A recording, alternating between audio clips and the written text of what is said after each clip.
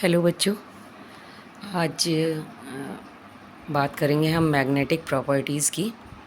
तो magnetic properties spin angular motion और orbital angular motion के आधार पे दो प्रकार से कर सकते हैं।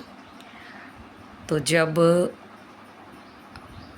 स्पिन का डायरेक्शन इलेक्ट्रॉन के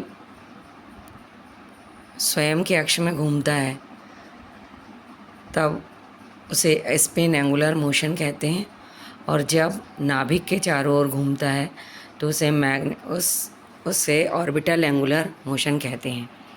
और इसका मान एक बोहर मैग्नेटॉन में मेज़र करते हैं, और एक बोहर मैग्नेटॉन का मान होता है 9.27 इंटू 10⁻⁻24 एम्पियर स्क्वायर। अब हम देखते हैं कि मुख्यतः कितने प्रकार की मैग्नेटिक प्रॉपर्टीज़ होती हैं। तो यहाँ पे आप देख सकते हैं मैग्नेटिक मटेरियल्स अलग अलग होते हैं जो कि मैग्नेटिक प्रॉपर्टीज़ के आधार पे होते हैं। तो पहला है डायामैग्नेटिक, या जिसे प्रतिचुंबकी कहते हैं।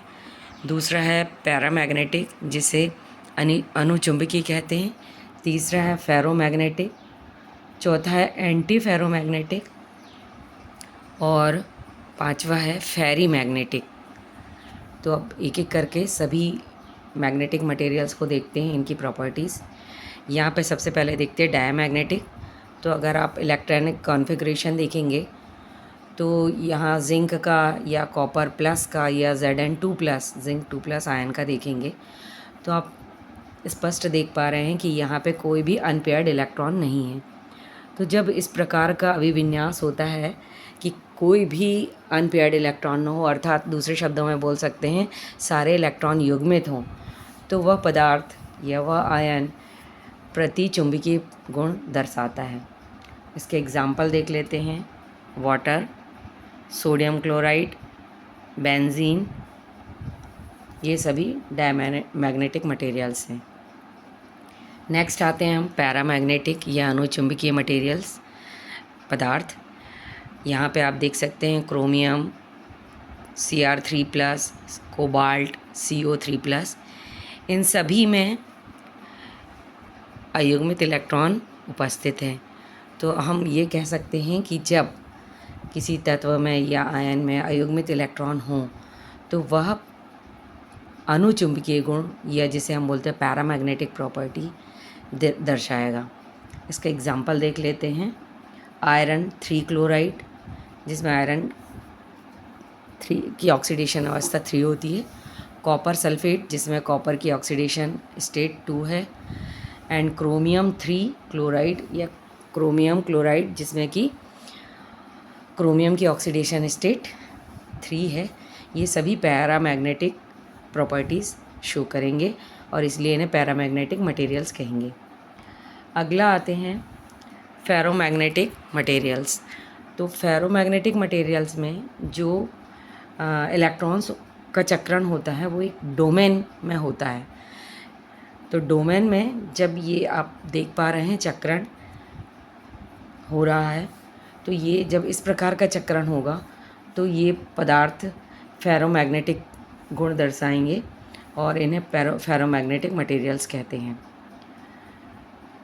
अब इनकी एक प्रॉपर्टी है कि अगर, जैसे अभी हमने देखा था अलग अलग डोमेन में ये अलग अलग डायरेक्शन में मूव कर रहे थे, लेकिन जब हम मैग्नेटिक फील्ड अप्लाई करते हैं तो इनका डायरेक्शन सेम हो जाता है। यहाँ आप देख पा रहे हैं आसानी से सभी डोमेन में इलेक्ट्रॉन का डायरेक्शन सेम हो गया है, मैग्नेट की तरफ हो गया है, आकर्षित हो गए। इनके एग्जाम्पल हैं iron, cobalt, nickel, gadolinium, Gd से इसको दर्शाते हैं। अब आते हैं हम एंटी फेरोमैग्नेटिक मटेरियल्स। तो इनमें चक्रण विपरीत होता है, इलेक्ट्रॉनों का चक्रण विपरीत होता है, यहाँ पे आप देख पा रहे हैं।